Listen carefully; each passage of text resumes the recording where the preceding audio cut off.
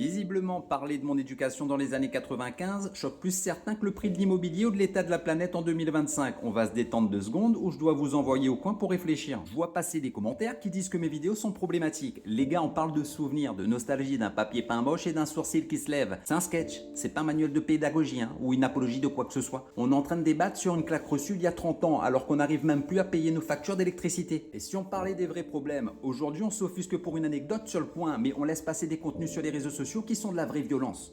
Entre le harcèlement en ligne qui détruit les vies, les défis débiles qui envoient des gamins à l'hôpital et l'ultra-violence gratuite qu'on voit défiler sur nos écrans tous les jours, c'est ça qui devrait vous empêcher de dormir. Mes vidéos, c'est de la nostalgie pour des gens qui ont appris le respect. La vraie problématique, elle est dans les rues et dans certains algorithmes, pas dans mes souvenirs d'enfance. Je pense qu'on vit dans une époque où tout est analysé, décortiqué et traumatisé. Mais devinez quoi, on n'est pas devenus des monstres. Au contraire, ça nous a appris la résilience et le sens des limites. On a le droit de rire de notre passé sans que ça devienne un crime d'État, les gars. Est-ce qu'on n'aurait pas des combats un peu plus urgents à mener que de faire le procès d'une enfance dans les années 90 ?